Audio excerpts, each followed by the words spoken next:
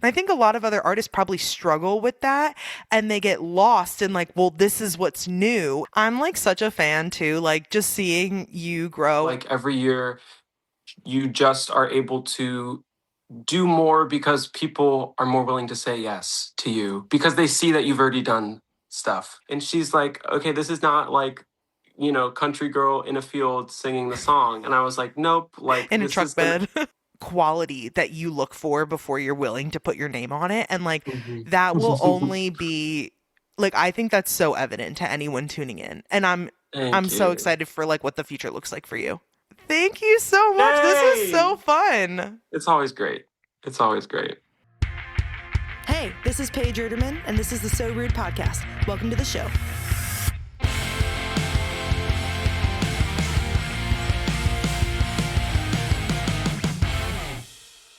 Hey everyone, and welcome back to the So Rude podcast. I'm Paige Ruderman, and today is a special one because we're officially welcoming back one of the few guests who has made a return to the show for round two. Last time Nick Rich was here, he was the soulful Nashville transplant, dropping early singles that would rack up millions of streams. And he was also the one who nudged me to take this show to video, so we have him to thank for that. Since then, he has leveled up in so many ways, releasing his debut album, touring overseas, moving cities, and proving that independent artists can build empires on their own terms. His voice has been compared to Adele and Amy Winehouse, but at this point, I'd say Nick Rich sounds like Nick Rich. Nick, welcome to the So Rude podcast. I'm so glad you're here. Paige, you always talk me up like so much. I feel like I cannot live up to the intro that you give me. I'm so happy to be back. Thank you. Of course. Oh my gosh. I love getting to highlight all the crazy talented people that come on the show, yourself included. And it's just fun to get to like, is it weird like sitting there being like, oh yeah, I have done all those things? It's not something that runs through my head every day. So it's funny that when you say that, I'm like, okay, I guess I did do that, but it's Well, we're here crazy. to pump you up and celebrate all of your wins. So, Thank you. so it's Thank you. been over a year since the last time you've been on the show. What have you been up to? Yeah, I'm trying to think. We did our show right before I moved out of Nashville, so that was it must have been maybe in the summer or Kind of like something like tail that. end of 2024, I think. Oh, so it's been a long time. Okay, it's been a Yeah. while. Yeah, I've been staying busy and like writing and like getting my heart broken again and again and like yeah, but you're still in Nashville, which is amazing. Still in You're Nashville. yeah, and you're killing it because I've been seeing all these releases with your name attached to it, which is so exciting. Thank you. That is very kind. Both of us working very hard at the dream. Yeah. So, No, it's awesome. It's so cool to see that because I just feel like every year you're just like more and more and more involved into the music scene. So it's amazing. It's really cool. yeah. Thank you. And I imagine you feel the same way where it's kind of like the slow early time. It feels like you're pushing this like boulder or this like square and nothing is going anywhere. And then slowly you get it onto one side and then slowly Mhm. the next. And then things start to like build upon each other. Yes, there's like definitely a momentum to it all. And I feel like every year you just are able to do more because people are more willing to say yes to you because they see that you've already done stuff. So like yeah, and I know you feel that same way. Like once that first co-write is so hard to get sometimes, like, and then once you've done like one or, then 15, it's like, okay, I can, this is not hard anymore. So yeah, it's been similar. Yeah, I feel the same way. And I keep saying this every year, like when it becomes like New Year's, I'm like, I feel like now I'm like really starting to like get into like the rhythm of things. And I always prove myself, you know, that it's becoming more and more of a reality every year. And then I look back and I'm like, that wasn't really, what was I thinking? Like, but, but I don't know. It's good. Yeah, it's good. It's so fun to get to catch up with you because I've also been seeing all the amazing things that you've been working on very hard, shared online, and like so many fun things to dig into. One Mhm. of which I have to make sure I give you your flowers where flowers is due. You had your debut album come out in September Mhm. of 2025. Yes. Mad. Congratulations. Thank you. It was on my birthday too. So it was like my big goal of like putting out an album before I turned 22. So I technically sort of did it, but That's on the last day. huge. Thank you. I'm really, really, really proud of like, I'm really, yeah, proud of it. Like, I love it. So thank Yeah. you. And I know there's so much new stuff we're going to dig into as well, but Yeah. it takes a ton of courage to put out a body of work Mm. and to kind of like put a stamp out there and kind of say like, "Hey, this is a collection." Yeah. What was that process like? Like how did you pick the songs for it? Yeah. I started writing. It's funny, like, I feel like even now when I approach an album making process, which now I'm on album two, it's hard because it will change so much over the process, like what you think the album is, what it's going to sound like. And I feel like with Mad, I was able to build the body of work once I had like my North Star. And that song, that North Star was the song Mad. And like once I made that song, I was like, okay, I know like what the rest of the album needs to sound like. And like, is this cohesive with the song Mad? Is it cohesive with the idea of Mad and what that means? And so yeah, it was a process, and like getting it down to 10 songs that I really felt like were concise and cohesive was really, really difficult. But it kind of like once I got in the rhythm of it, I was like, this is easy. But I don't know. Yeah, I'm it's funny because that album just came out like in September, but it also feels like it came out like 2 years ago because I started writing it a long time ago. So it's weird. And like originally the album was gonna have like my earlier stuff on it, like Hot Mess. Like I was Mhm. like, do I build an album around this song? And then I decided, no, I think that's such like a sellout kind of move. So but we can get into because No, it's so funny you say that because I wanted to call out you left your biggest single off the album, which one, first off, to date has racked up over 2.6 million streams, and that's just on yes. Spotify. So I imagine that number is way beyond that, including all kind of downloads. That would have naturally inflated the numbers for this like Yeah. release debut album and kind of given it this not artificial because it was very much you had received those, but almost this artificial kind of Yeah. boost. And I wanted to say, like, did you deliberately leave it off? And I applaud you and I want to hear more. Yes, I did. Originally, when I was putting the album together and I was talking with my team, they had advised me, and I have a different team now. But originally, my team had advised me, we're going to put Hot Mess as like the first song on the album. That way, it looks like it already has momentum. Like you already have momentum as an artist. And I was sitting there like, okay, like I was fine with it. It is my song. But as I was putting the album together, I was like, this all just feels like it would be overshadowing the work that I'm putting into everything that's new. And I don't want to just slap this song on there to say that my first album was like a quote unquote success. Like if I'm making a new album, I need to promote it like it's all a new album, and throwing the song, and I know like I have no problem with artists that want to throw on the single that they put out a year before the album and you know make it part of the body of work, but I just felt like it would be a sellout move for me, and it would, yeah, overshadow, and it would just more so prevent me from like moving forward as an artist, because Hot Mess came out in 2023 and the album came out in 2025. And I just feel like it would just be dragging on my like old stuff. And I don't know. I also wanted to prove to myself that I could like put out an album without that song and it do well. So Which it it was hard. has. It has Yeah. done pretty well. I mean, it's like it would be nice to throw a song on there that already has 1 million streams, but yeah. Speaking of So which, 10 tracks you said are on yeah. the debut album. Okay, there are two that for me are standouts.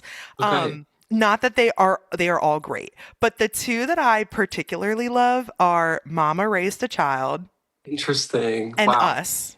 Okay. Those are my Wow. two favorites. I also love Nice. Burning Bridges, but those are the two that I'm like, I love those. Wow. Why did those ones stick out to you? That's so interesting. Oh, let me tell you. So Okay. for Mama Raised a Child, there's a Yeah. line in there that's like, I've had it up to here, babe. You Uh-huh. say, that is the hookiest melody. Like when I heard that for the first time, I'm like, oh my God, that is so hooky and like it just scratches the itch in your brain. I just thought the melodies on that song were so fun. Thank you. That's so funny because that song, I think if I were to have done one more single, like make a music video for that album, I would have done that song because Really? I feel like it's very like single kind of worthy in a way. But I haven't thought about that song since in like a month or two, and now you just brought it up. But that chorus lyric, yeah, I've had it up to here, babe. You say there's no fun if you can't play. Well, great, mama raised it. Yeah, I'm really proud of that kind of like play on words because what's interesting about how I approached writing this album, and I think we've had this conversation before, like I kind of approach my songs in a country style writing. Yeah. I And figured I you'd have have something to say. yes, I have stuff to say, especially for the new things that we're going to dig into, but like I got that vibe. Yeah. And it was fun because I was like approaching these songs and I was like, okay, well, how do I like show what my all of my influences are? And like as much as my influences are like soul, like Adele, George Michael, Sade, like I love Casey Musgraves and I love country music and like writing a payoff line and like a double entendre and just like having something that has like three different lenses you can like look through. I really tried to make that happen on some of these songs. And like Mama Raised a Child is one of them. I feel like Call It Off maybe is one of them too. So, but yes, I love that song. Yeah. Yeah. And it's such a burn. Like if someone was like Mama Raised a Child to me, I'm like, "Oh my God, like Yeah, yeah, you're telling me yeah. off." Talking about mad is like this theme. It's like could you be more angry to call someone a Right. child and be like, "Oh my God, grow up." Right, exactly. Yeah.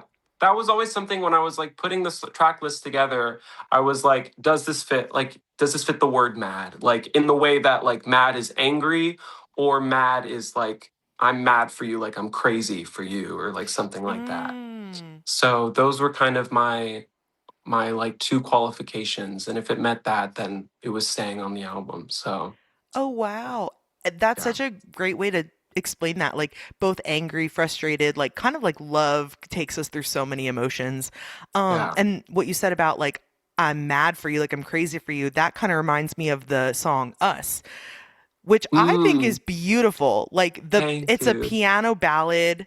To me, it really showed like your love for like the Adele, the ballad, Yeah. the songwriting, and the just like the how clear your voice is in it too. Like Thank I you. loved that one.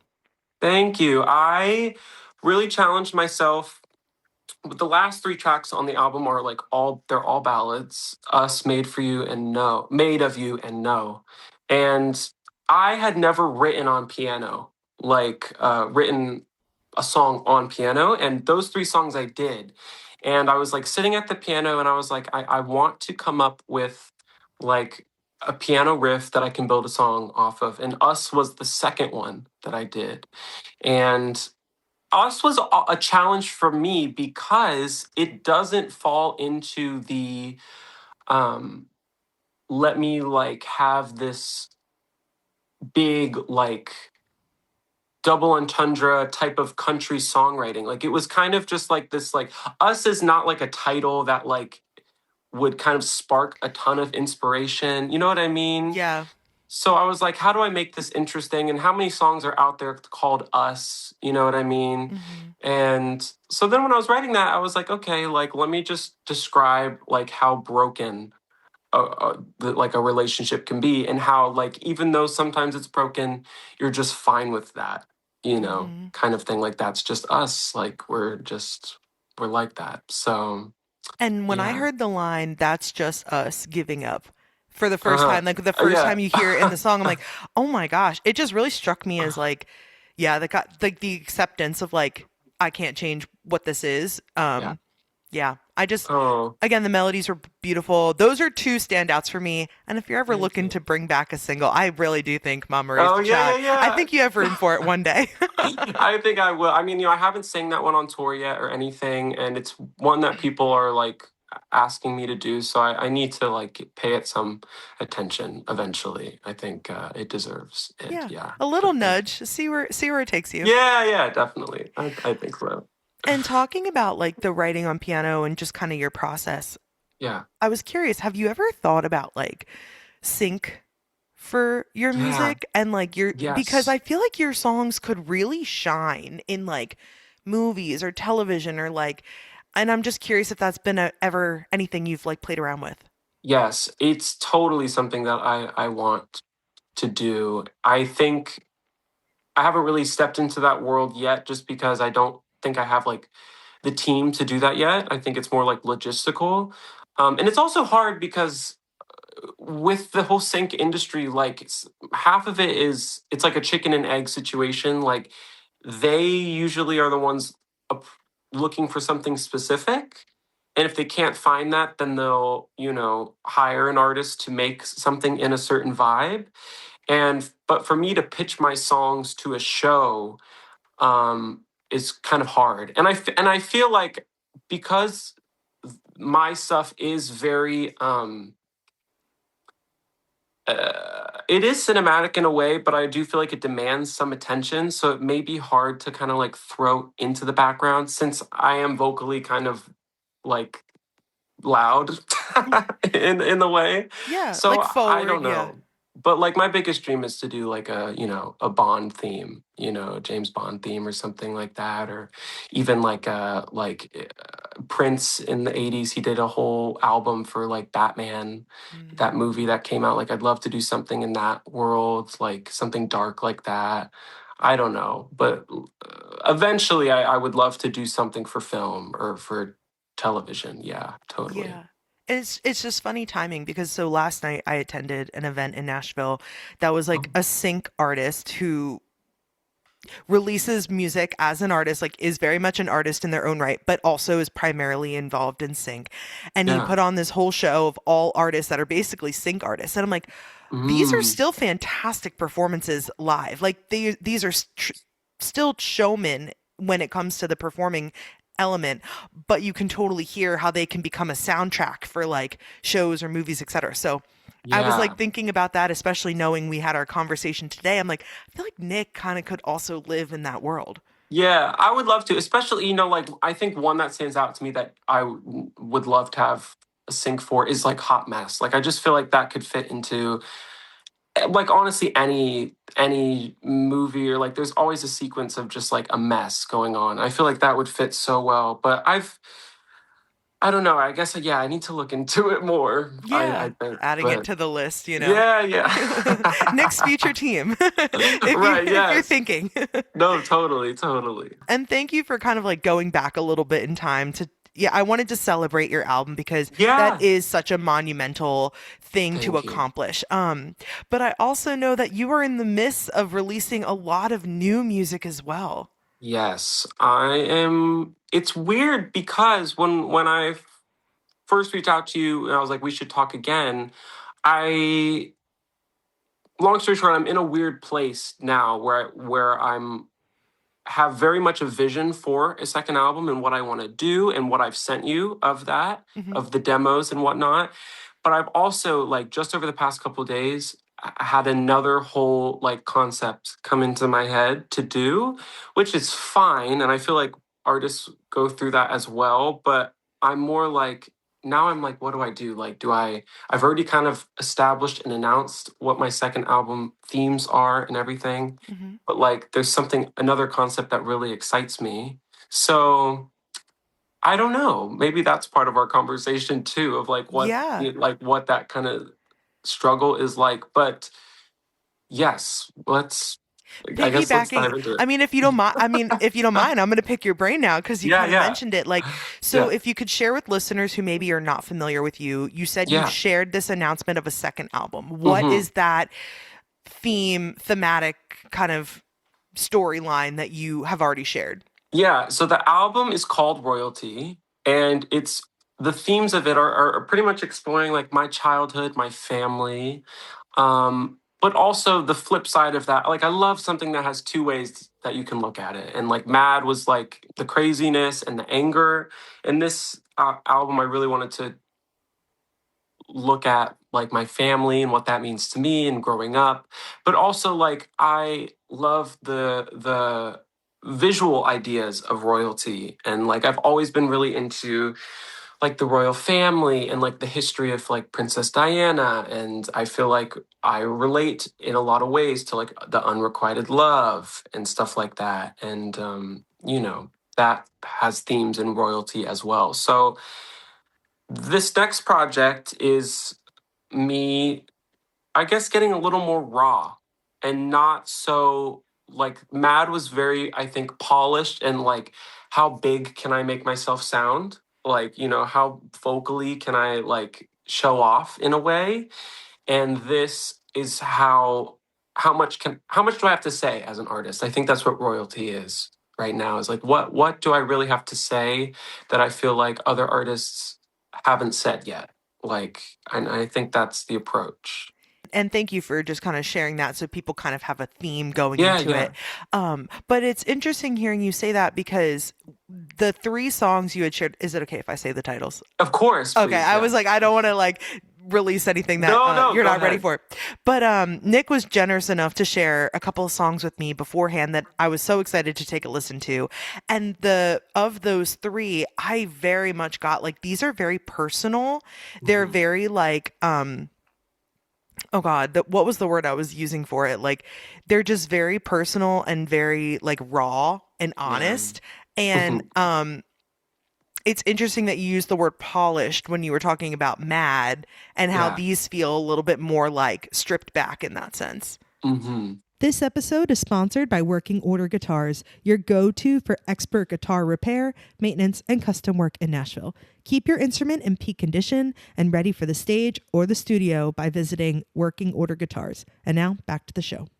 Even in the production aspect of it, and I know this is getting really specific, but like with Mad, everything is produced to be like flawless. Like let's not have any sort of the room sound coming in. Like I don't know if that's too technical, but like no like fuzziness, coming in. No like everything's recorded in a from the standpoint of engineering in like a really professional way. And with royalty, like with these songs, I've what I've sent you pretty much produced all of it, which is there's not really any production. I mean, it's just Yeah. some of these songs are just guitar and vocal and like vocal layering, and strings, which is me playing.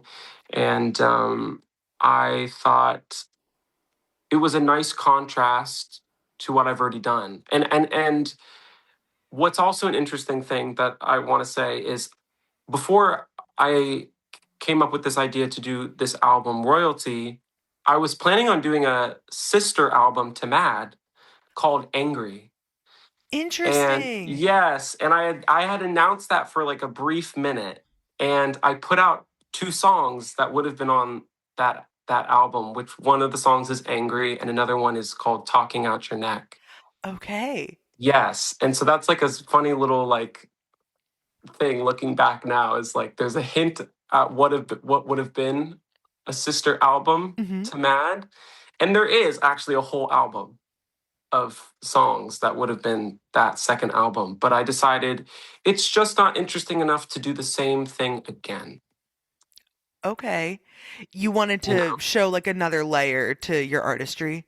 Yeah, like, but like, there's examples where like a sister album I think is genius. Like Evermore and Folklore, I think that's a great example of like, okay, like she had something more to say, and it just made sense for the time that we were in, like of COVID and lockdown. But for me to do Angry, I just feel like it wasn't as exciting to have that concept, and But I have all these songs that I could eventually do, And but. they're fun. Like I was actually going to ask because Angry had like this really prominent like bass line going on and it was very vibey and like I mean, I don't like almost like sexy in a way. Like the Yeah, yeah. sound of it was so fun and you know what I mean? And it felt like you're saying it's similar. I felt like it was just like another iteration of, Yeah, what you were doing.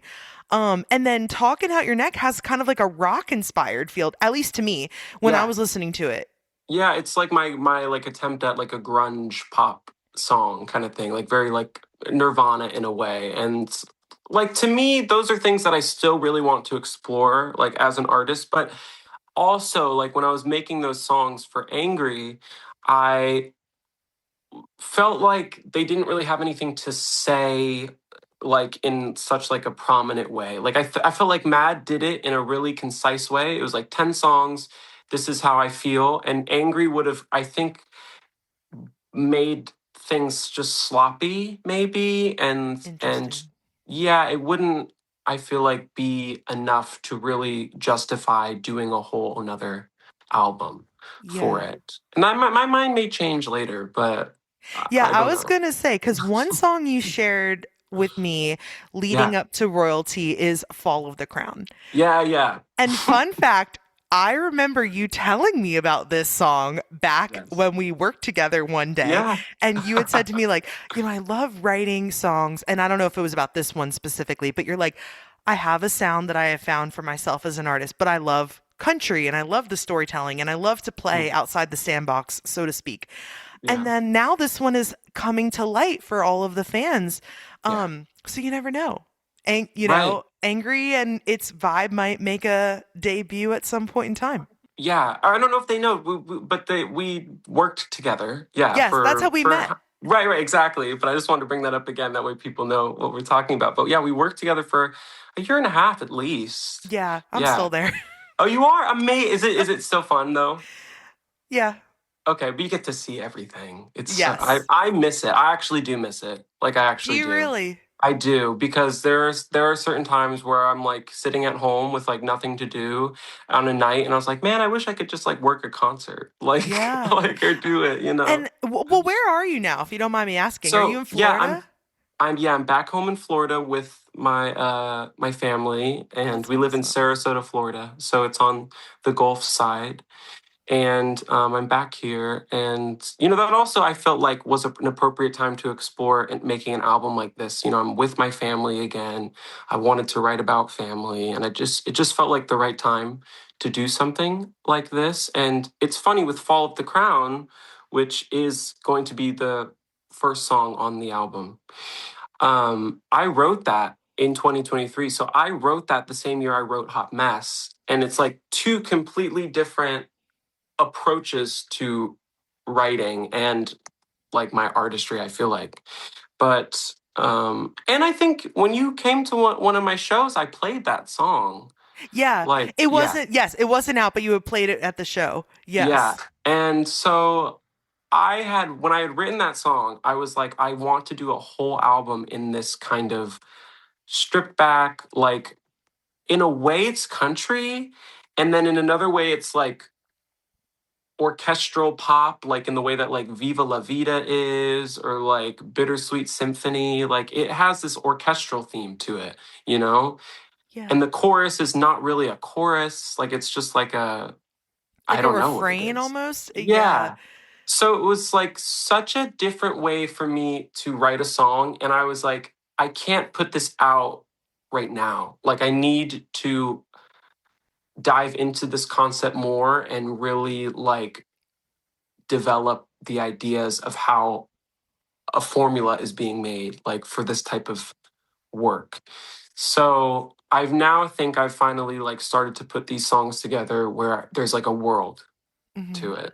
And it's interesting you talk about going home and just reconnecting with family. I did something over the break. I went and spent time with family just to like Yeah. reground yourself, you know? Yeah. But talking about royalty, like people are born into royalty, Right. right?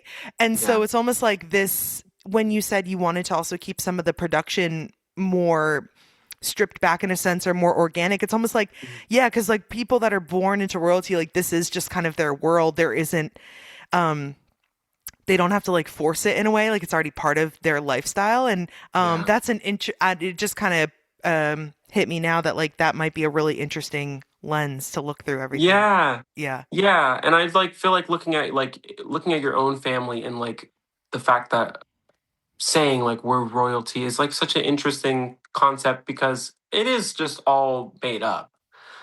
Like a royal Yeah. family is made up. We just put that label because they've convinced everybody. But like, you know what I mean? It's like a made up world. But like every family has their like, leader of the household and like, all that kind of stuff. And so I don't know. I thought in some ways it can be camp, and in other ways it was very serious. So the lead single for it is "Ugly Girl," which is the song Okay. that I've put out this year so far. Yeah, And that's and a cover, right? it is a cover. Thank you for bringing this up because I have explicitly stated that it is a cover a couple times, but I've also in the same way that like other artists like Adele with Make You Feel My Love, like that's a cover. And Valerie by Amy Winehouse, that's a cover.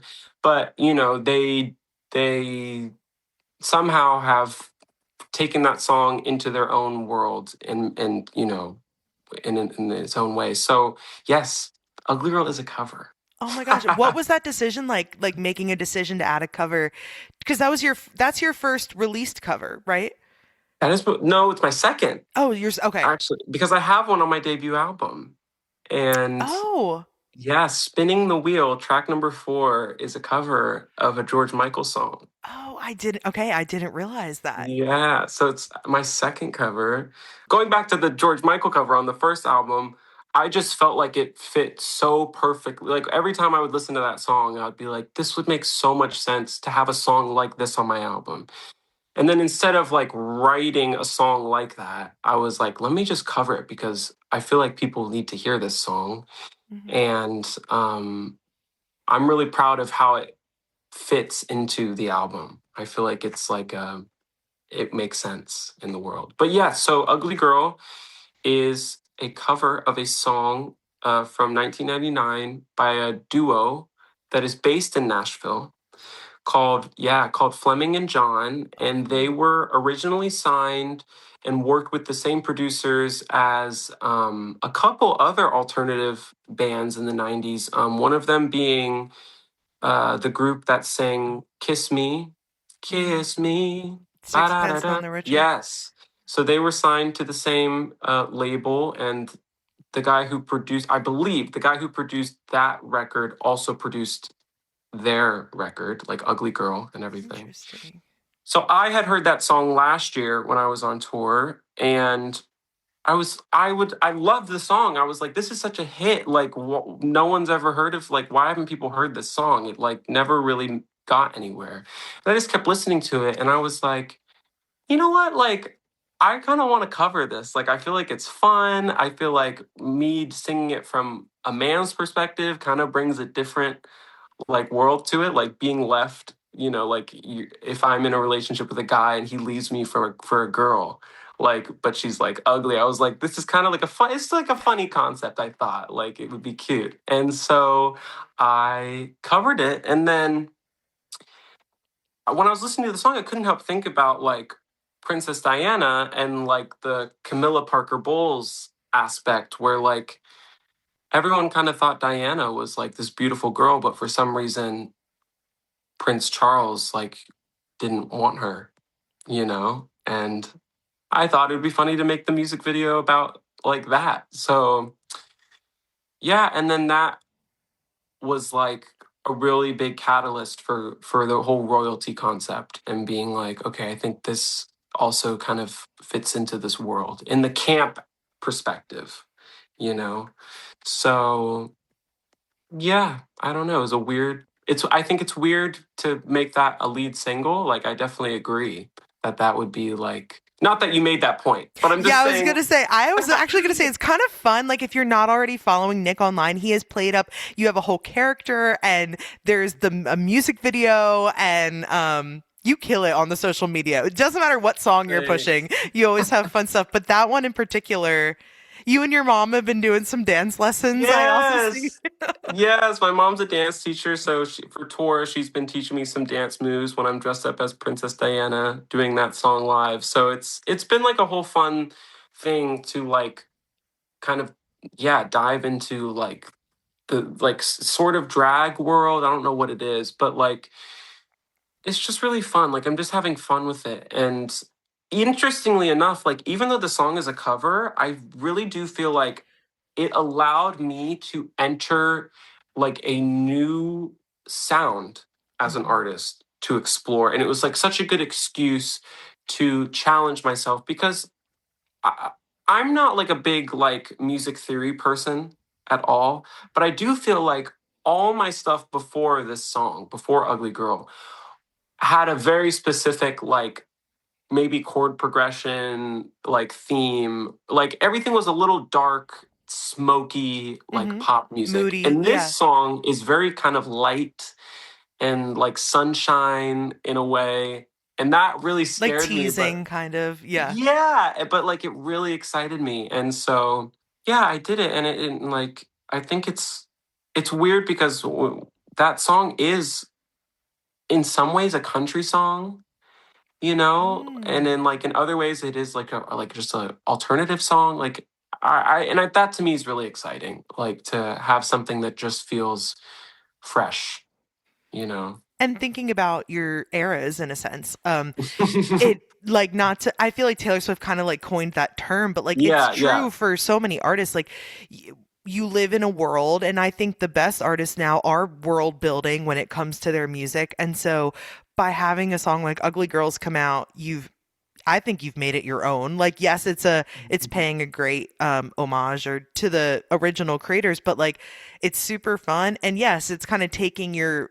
audience with you into this like fun camp, light, playful, imaginative world. Yeah, I'm proud of it, and it's been a challenge though. Like going into writing this second record, which we can start to talk about. Hmm. I think in order to like respect and like show my influences of like who inspires me, I think like I really wanted to also make a record that did respect like my country influences and in my own way. And like I sent you three songs and then Hmm. I sent you like a chorus Hmm. to another song. And that other song, um, I feel like I like one of the biggest people for me is Casey Musgraves. And I know she's such a big deal for a lot of bigger artists as well, like Sabrina Carpenter, Harry Styles, Olivia Rodrigo.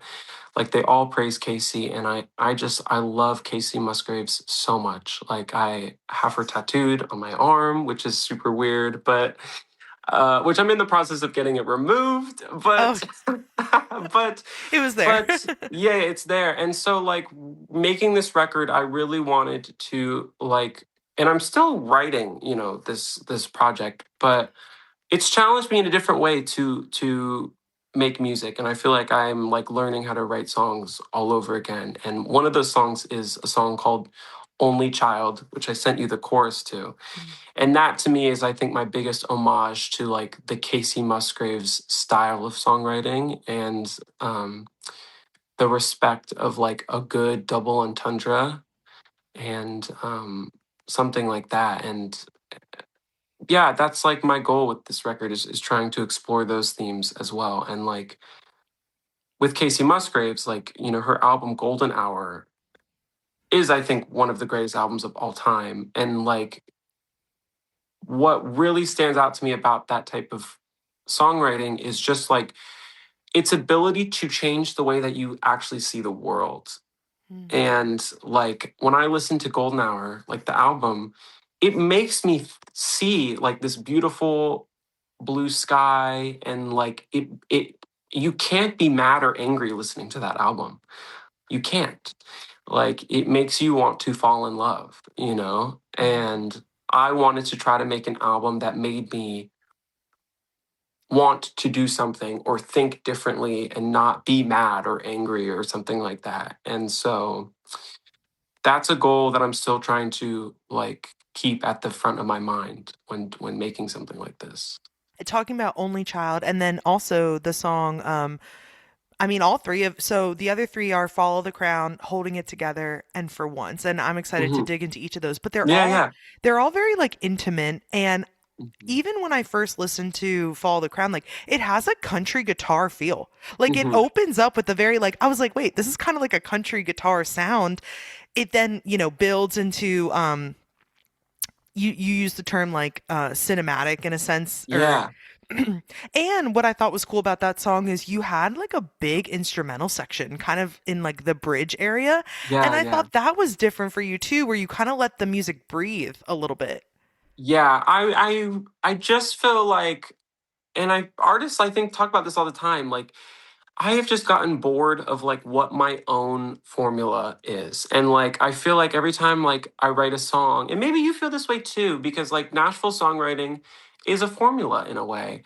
And it's like okay, like we got the first verse, we got the second verse, like we got the chorus, like let's figure out a bridge, and then it's like, Now it's done. and now it's done. And like sometimes, I mean, if a song is great, the formula, who cares, you know? But like Mhm. sometimes I'm like, like I'm so bored of approaching it like this. And Fall of the Crown still has that same structure, but like I was like, let me just like do what I feel like it needs to do. And um yeah, there is a big instrumental way. And I grew up playing violin, and so that's a big part of this album too, is like incorporating that influence into it. Yeah.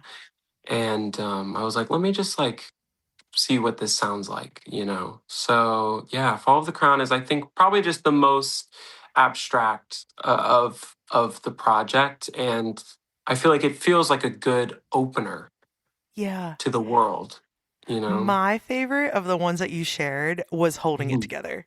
Yay, okay. That was I my thought favorite. Oh, really? I You thought thought it would that? be. It again opens up with like a very acoustic guitar sound. Mhm. And this was the one that I was like, okay, yes, he's definitely playing in the country storyteller lane. Like that came across very clearly to me with this one. Yeah, thanks. So funny enough, that song originally was on the track list for Mad. And Interesting. yeah, up until like the last 2 weeks before I announced the track was for the album. And I was like, it just, it fits with the whole angry thing. Like I'm mad, but it doesn't fit sonically all the way. Like it's Hmm. a bit too raw, it's a bit too stripped back. And when I was listening to Fall of the Crown, which I had written 3 years ago, I was like, I feel like this fits more in this realm. And it is kind of the song that maybe like with the title is a bit not in like the whole family vibe, but I am proud of like it just to me it felt like a song that should have already been written. And Mm. like when I was like doing the chorus and like even the line where, you know, my heart's in pieces, um, but I'm holding it together kind of thing. To me just feels like someone should have like it is a Said double that. entendre, you know, but it's like someone should have just said that already. And to me, I was like, well, then I'll just say it, you know? Yeah. So, but it does respect, I think, a little more of like, yeah, it is a bit country, but it also feels to me like a bit rock, but just not produced that way, you Yes, like know? yes, listening to it, you wouldn't be like, this is a country song, but there were just Right. elements. Yeah. The lines, there were things I used to love about you. There were times I used to pray that you knew.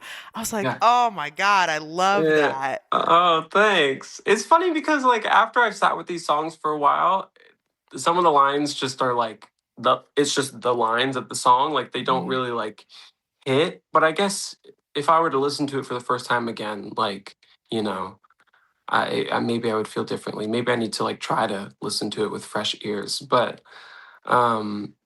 Yeah, I'm really happy with that song. And like even vocally, I think, especially when it gets to that kind of bridge area, I was like, I need to sing in a way that I've not really sang. And to me, it's like very raw and like very like my voice is kind of almost breaking in a way, like, and I'm proud of that. Like I'm proud of like pushing myself to sing in an uncomfortable way and not like a Mad was very pretty, like, and this was kind of like, yeah, it's rough.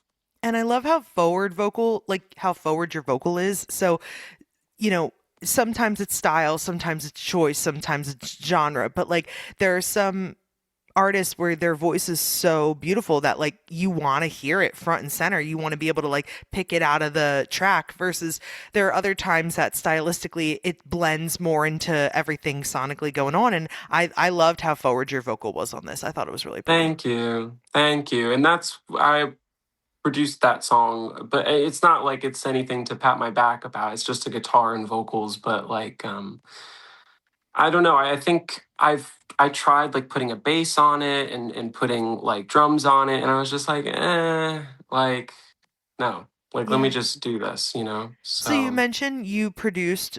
Are you planning on being like the producer on these and like doing it yourself almost? yes, in a way, I think Only Child, which is the song that I only sent the chorus of, that is something I produced entirely on my own and for once.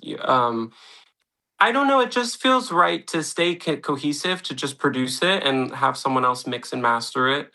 And, there is like a graininess to the quality because, like, you hear the room, like the fuzziness of the room. And, like, I like that. It feels like it has character to it and it's like alive. Like, it doesn't feel like it's like, okay, we're plugging up and we're recording like super perfectly. Like it feels like it respects like what I love about music from the 70s and the 60s, where like they didn't really have a choice to like record it in a super amazing polished way, because they're just recording everything as a band or like in a Yeah. whole take. So I really like that. And like For Once, which is the third song I sent you, is all one take vocal and guitar other than the harmonies. I was gonna ask you So if that was a guitar vocal because that's what it sounded very stripped back, very yeah. yeah.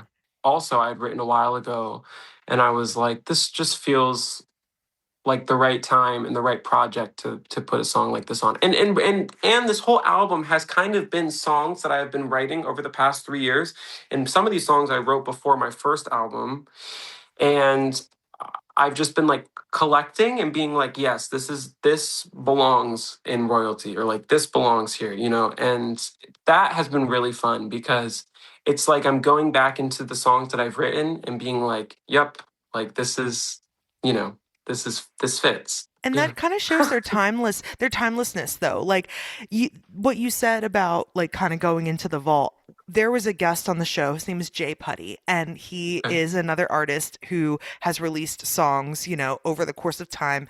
And he said a similar thing. He said, like, when I'm picking songs for my next album, there are songs that were written before the last album came out that will live in another world. And I think it takes a really, I think, creative and clear artist to be able to say, like, I don't get rid of it just because it's not new. Like, it will have a life. It just might not be right now. And it doesn't mean that it can't come to, fruition later. Like, I think that's really insightful that you're able to kind of identify what should live together and what shouldn't live together. And I think a lot of other artists probably struggle with that and they get lost in like, well, this is what's new instead of just this is what works well together.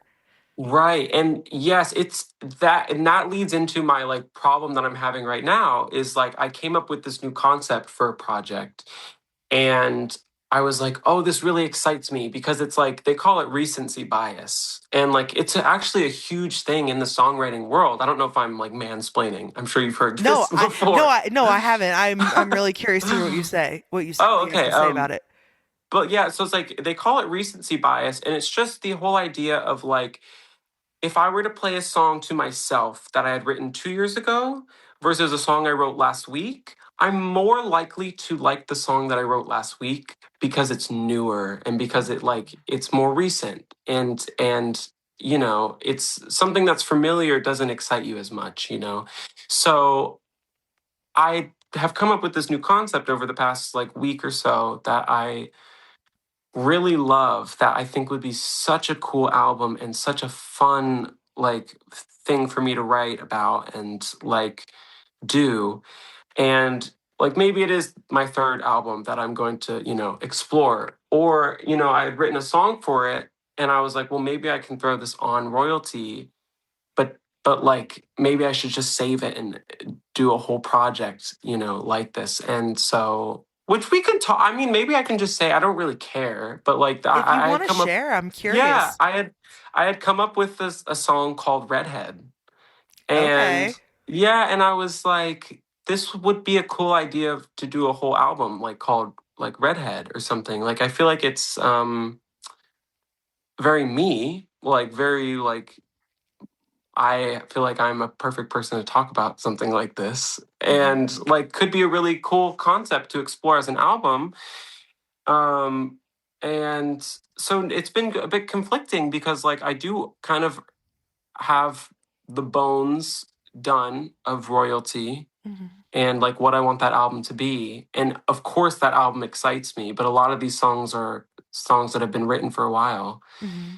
And then I like kind of have this new concept in my head for an album called Redhead or something. And I'm like, what do I do? Like, Yeah, like, like what order?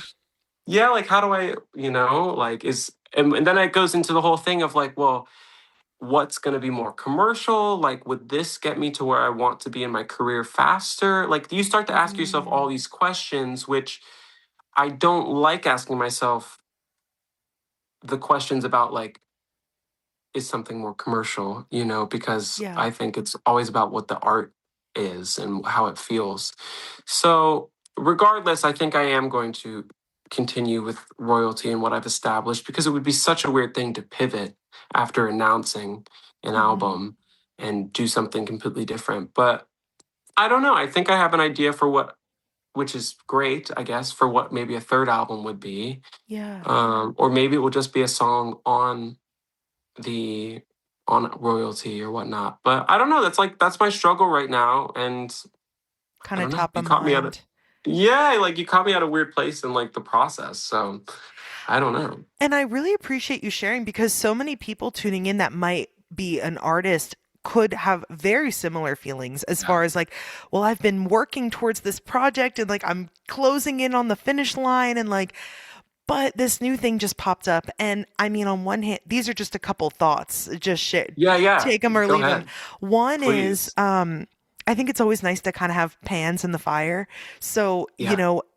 sometimes people can be in the reverse situation where they're like, well, I just wrapped up this project and like I have no clue where I'm going next. And so to at least Yeah. have an inkling of what could possibly be a third project maybe could be really reassuring as you're getting like, I don't want to use the word tired, but as you're getting like Yeah. familiar with what you have, it keeps things fresh. Another thought is your fans, everything is new to them. Like they haven't heard anything. So, whereas Right. I've heard this said by other people as well, like, oh, but I've been listening to this for a year, for 2 years. It's like, but your fan, to them, it's brand new. Right. So, like, I think, and you've really built a following for yourself, to the point that you're touring, which I'm excited to talk about too. But, Hmm. you also want to stay inspired as an artist. So, I mean, even working Yes. on kind of working in multiple worlds, I'm not sure about your process as far as day to day, but like maybe it could be fun to keep that ball rolling as you're starting to wrap up something else. Yeah, I think it does like really excite me that I'm still an independent artist and like I don't have a label like where I'm going into meetings and being like, this is my idea for a project and let's like flush out everything that we can do, and I would love to have that. But I don't have that. And so it's very weird to like be like, okay, maybe it's the time to put out a debut album and then to do that. And then it's really weird. Once you put out your first album, and a lot of my artist friends have just put out their first album. It's like, now what? because it is such like the like graduating college of the music world. Like it's like you spend, it seems like 3 years, 4 years, like putting out singles, putting out EPs, and then it's like, here's an album coming out, and you do that, and you're like, okay, like I thought that was like low key gonna change my life, and like it did, but it also didn't really, change my world like that. It's just more music. It's just like 10 singles all at once.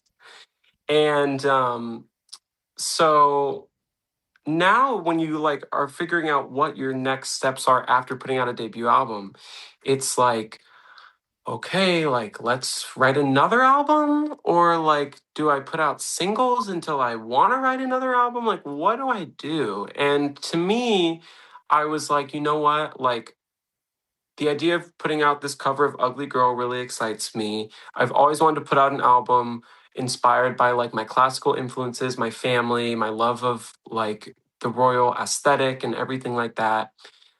Let me just do it, since, I'm here. Mhm. And then like eventually, another idea will hit you. And it was this whole idea for like putting out an album called Redhead or something, and like what that means to me. Like I'm always really excited by songs or artists that are able to put out their like their theme song. Like a Mhm. really great example is like Messy by Lola Young, which like feels like that's her like theme song. Yeah, like No on matter, brand. it's so on brand, and no matter what other song she puts out the rest of her life, Messy is always going to be her like theme, you know, Mhm.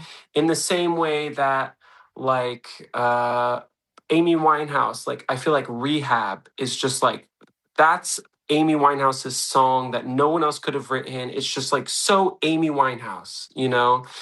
And I feel like I had that with like Hot Mess a little bit. And then I was like, is there any way I can hone in on that more? Like, is there anything where I can put out a song that is just so me and no one else? And I was like, I feel like talking about my hair, it's such an obvious thing. And like coining that, I think would be such a smart thing to do. And so the lyric, I mean, I can talk about it, but it's not going to be out for a while probably. But the lyric is, you ever been with a redhead? Why do you stick to the blondes and brunettes? Half of your brain and your roots must be dead. Like something like that. Have you ever been with a redhead? And I thought it was like, I just think it's fun. And like, no one has ever like written a song about that, I guess.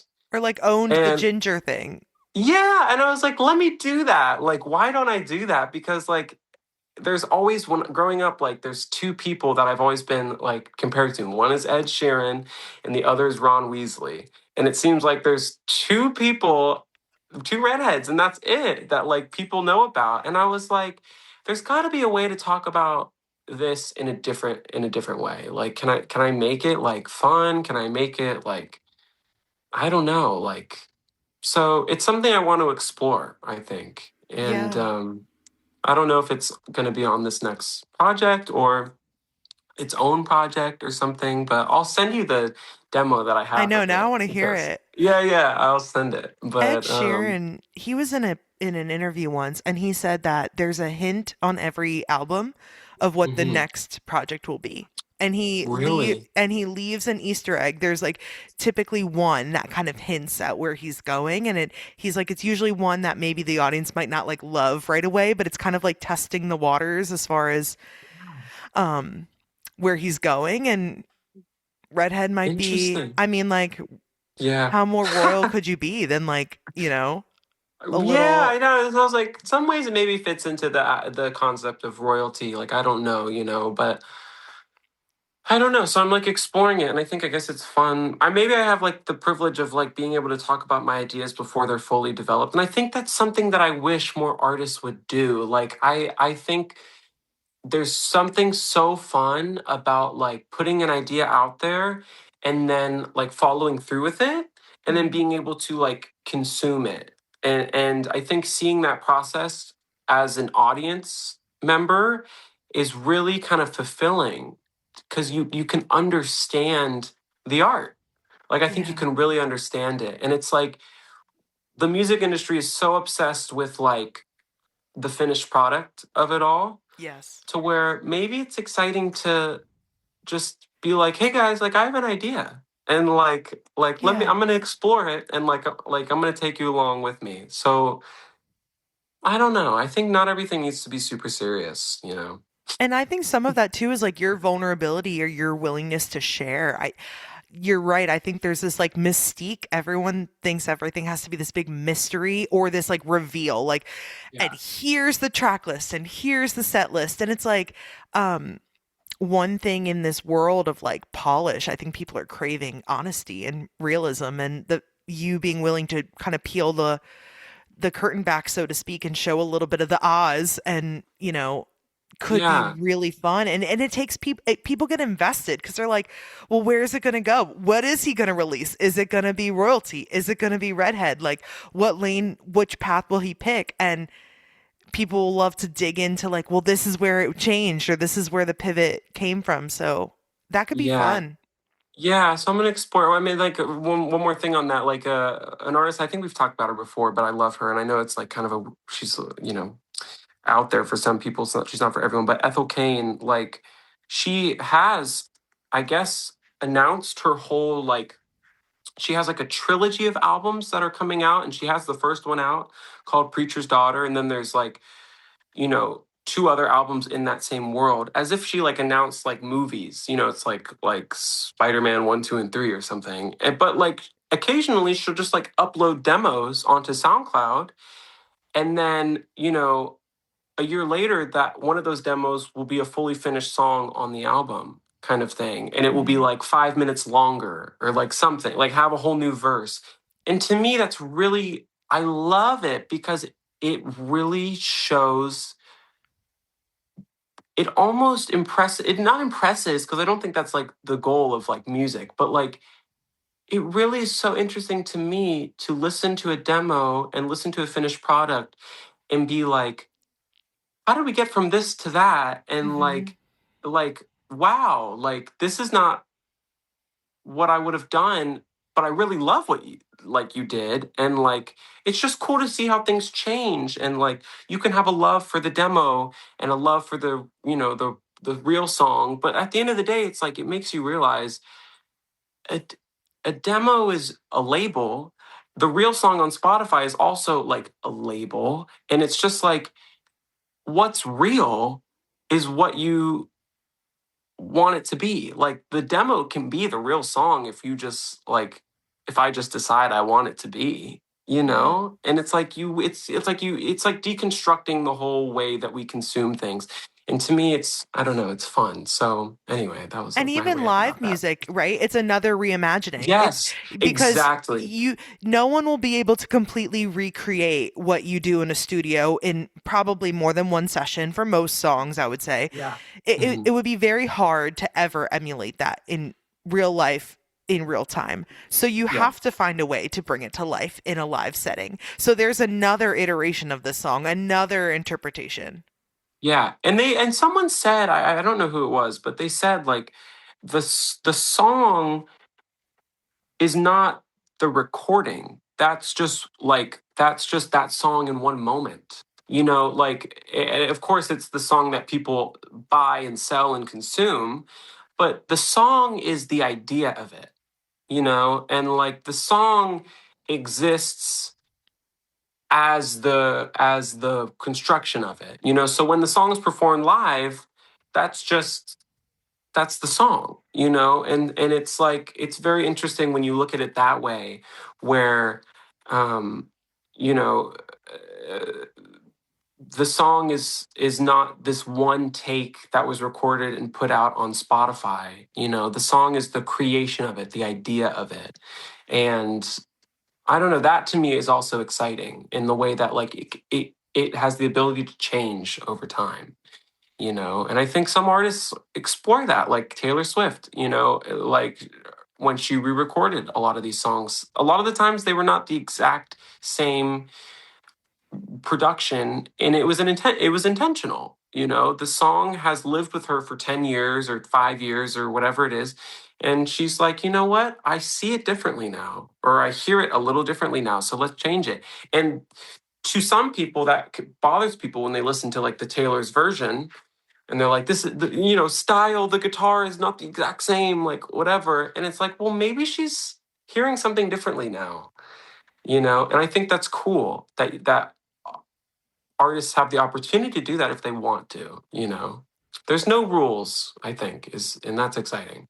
Another thing you had said when you were talking about like as an independent artist trying to make decisions Mm, on your own, it kind of, and you were saying like, what do I focus on? Do I focus on the commercial, on something being commercial and being able to build yeah. or grow? And you also asked the question of, getting sometimes tired of the root, like the copy and paste. And I was actually going to say, like, I'm curious to pick your brain. Something I'm feeling living here in Nashville is like, I do feel like some of my writing has gotten a little stale. And I feel like I have Mhm. gotten a little like, this would be commercial or this would be this or this would be that. And Yeah. or you're struggling to get the right words out because you're feeling like, how do I say this in a new way that I haven't said before? And Yeah. I was going to ask you, like, have you ever experienced something like that? And how do you break out of something like that? Yeah, I definitely have been experiencing it since I put the first album out. And that's why I decided I wasn't going to put out Angry, the sister album, just because I felt like it just fit the same formula.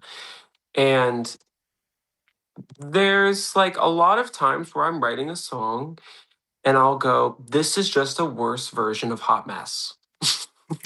Interesting. Yeah, or like this is just a worse version of another song that I've already written.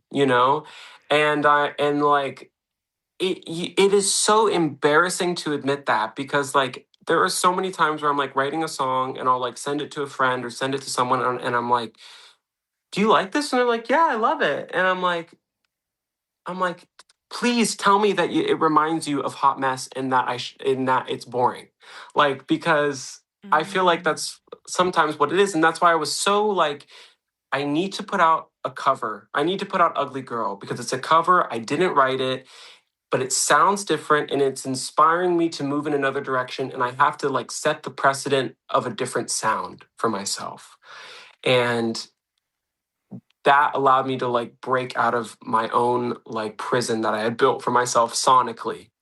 And so now there is like this constant thing of like, uh-oh, like I'm writing in the way that I was writing 3 years ago and I'm bored. So like how do I come up with something new? And it really has like made me appreciate artists who have discographies and songs that are so different from each other Mm. because I will make songs and I will show them to friends and one of my friends she will say she'll be like this just sounds like a Nick Rich song. And to me, that's great because like it shows that you've established a sound. But I'm also like, in the way that when Billie Eilish put out Birds of a Feather, it was like, wait a second, like this is new. Like this is new for her. And now it's become such a big part of her zeitgeist, like now Birds of a Feather is Billie Eilish in a way. But at the time when Mm. it came out, everyone was like, This isn't this bad is, guy.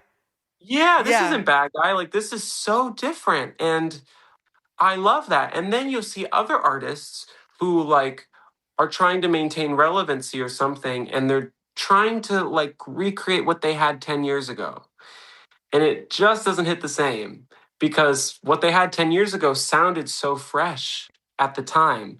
And when you're trying to do it again, it's like, we get it all. We've already understood this. We don't need to go back to it. And so I'm trying to figure that out for myself and like how do I enter my next like zone of like how do I keep stepping up the staircase, and like seeing new things. And it's really hard. It is so hard. And I'm sure yeah, like you're saying it's difficult. It Yeah. is. I don't think there's like a solution. Yeah. Or even just what you're already doing, like you're playing around with live strings. This is something that you're doing, more Yes. organic instruments, the production element. Like I don't even know if I have other artist friends that are that in tune with, well, this has a room sound and this doesn't have a room sound. Like in some ways, I think we can be our own worst critics because we're so hyper aware of what we're doing. Yeah. But even just being aware and having that help you make decisions, is just another tool in the toolkit, you know? Totally. Yeah, I think it's funny, like the way that something is produced, I think like is a different sound. Like someone I love is Adele. I mean, obviously, and like the way that I think people perceive Adele is sometimes there's a talk of like there's not a lot of versatility in her music. Like she is very much in her sound all the time, which is like ballads, which is vocally heavy, and the production is very organic. You know, she doesn't really play a lot with electric sounds or synth or anything like that. And I think for some people that turns them off. It's like, okay, like I get it. Like there's Do nothing something new. new.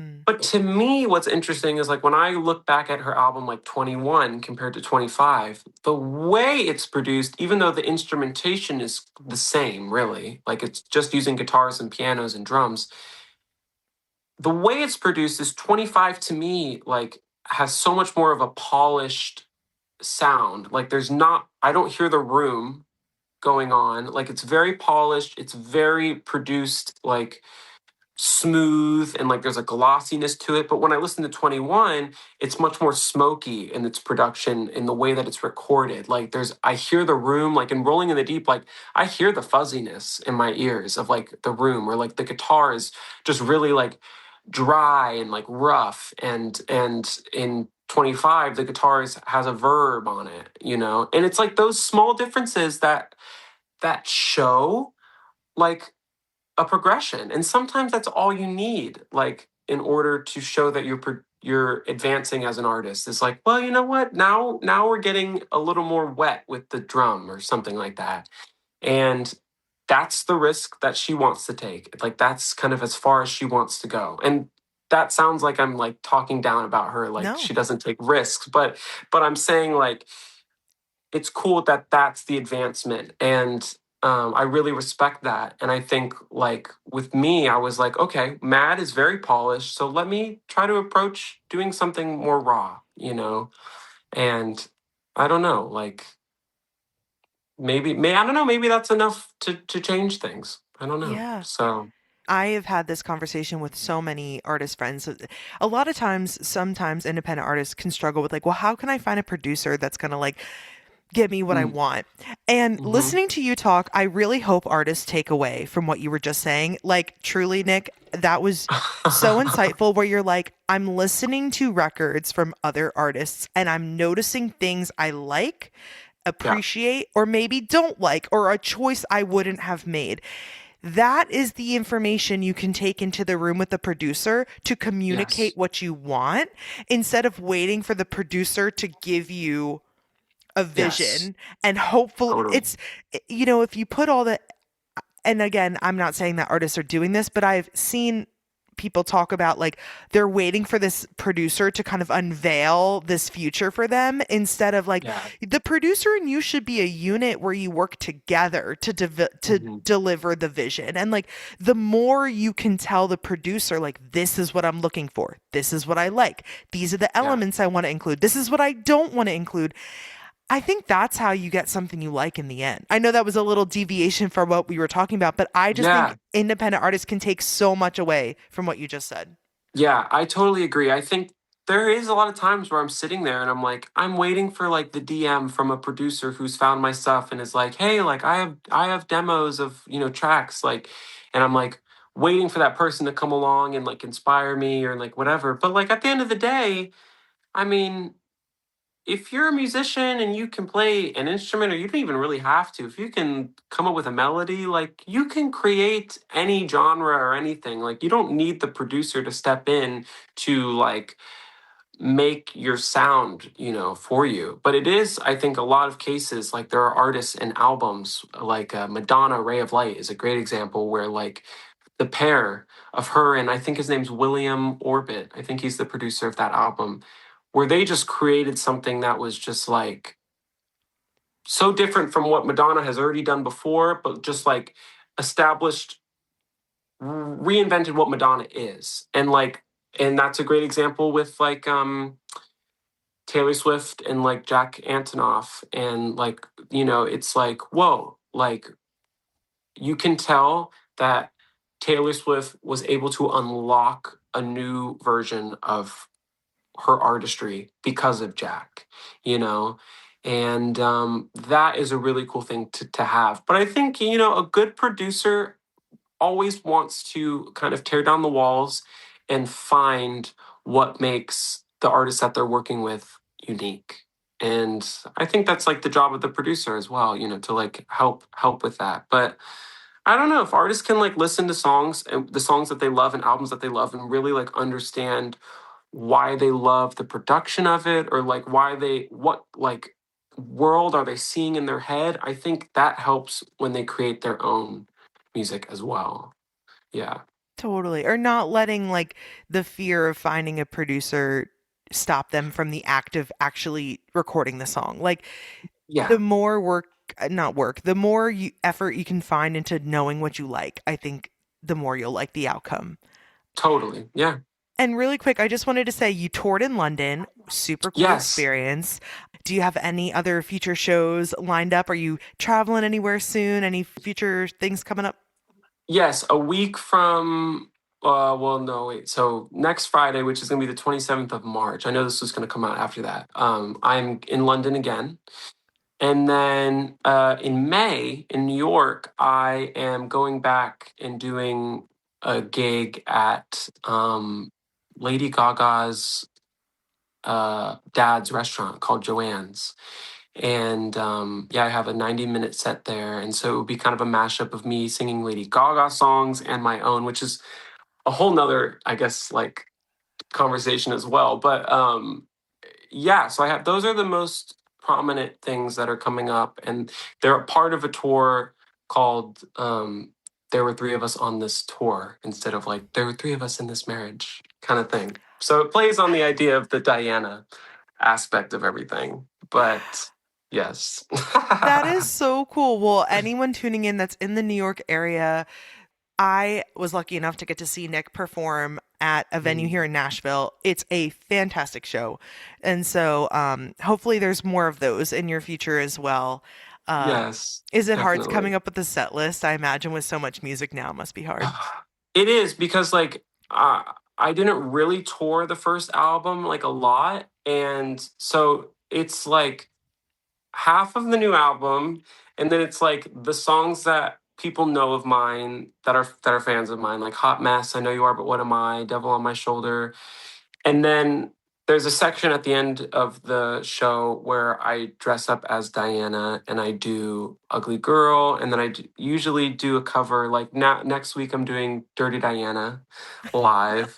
And then, I don't know, one of the shows I might do like The Other Woman, stuff that kind of fits into that theme. So, yeah, it's like there's a lot. In a weird way, it's turning into like a very pop like show in like the way that it feels like Lady Gaga or like Katy Perry, where there's like a costume change and there's like a pop like moment going on, which I think in the past I was very anti that. I was very like The I suit. wanted yeah, I wanted to just be me at a microphone singing, and like I just want people to appreciate the music. And now I think I'm able in my own way to like dive into like doing a pop kind of thing. And Yeah. so it's I don't know, it's a new territory for me, so I'm having fun with it. I don't know. Yeah. That's awesome. Oh Yeah. man.